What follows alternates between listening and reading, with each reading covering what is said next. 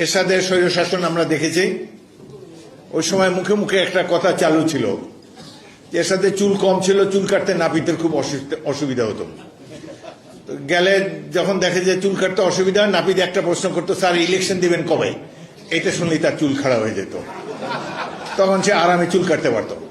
এই সরকারের একই অবস্থা, ইলেকশনের কথা বললেই তাদের চুল খাড়া হয়ে যায়। বা ইলেকশন কি কোনো অন্যায় কাজ, অপকর্ম?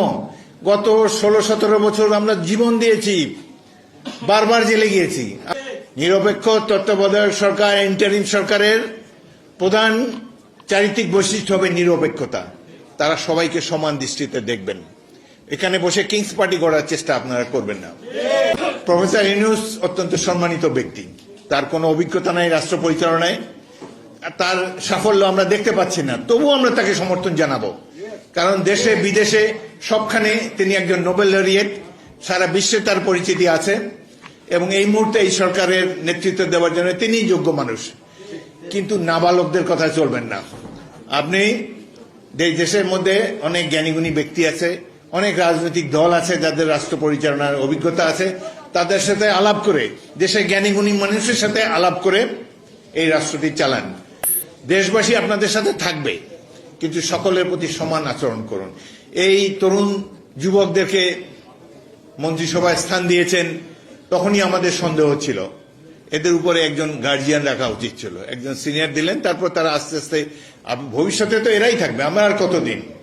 এই আজকের ছাত্ররাই তো আগামী দিনে রাষ্ট্র চালাবে। কিন্তু এখন থেকে তাদেরকে রাজনৈতিক কূটকৌশলের পরিচয় দিবেন না, তাদেরকে এই সমস্ত জিনিস শেখানোর দরকার নাই।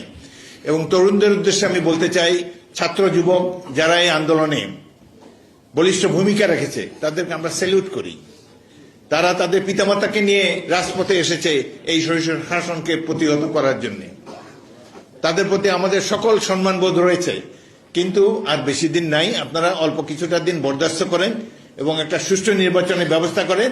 তারপরও ভবিষ্যতে যাতে আপনারা যদি রাজনৈতিক দল করেন, আমরা সেটাকে ওয়েলকাম করি, রাজনৈতিক দলকে ওয়েলকাম করি।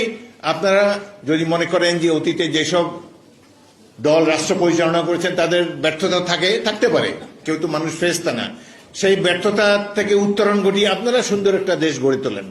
আপনারা জনগণের কাছে গিয়ে বলেন যে এইটা আমাদের ম্যানিফেস্টো, এইভাবে আমাদেরকে ভোট দেন, আমরা জনগণের জন্য একটি কল্যাণ রাষ্ট্র প্রতিষ্ঠা করতে চাই। জনগণের কাছে যান, কিন্তু এখানে অন্য দলকে প্রতি বিরূপ কটাক্ষ করে খামাখা নিজেদের ভাবমূর্তি নষ্ট করবেন না।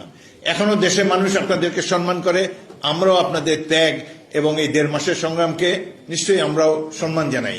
কিন্তু বিএনপি এবং অন্যান্য রাজনৈতিক দলের এই যে 16 বছরের ত্যাগ তিতিক্ষা, এটিকে কোনো ধরনের অবমূল্যায়ন করার চেষ্টা করবেন না।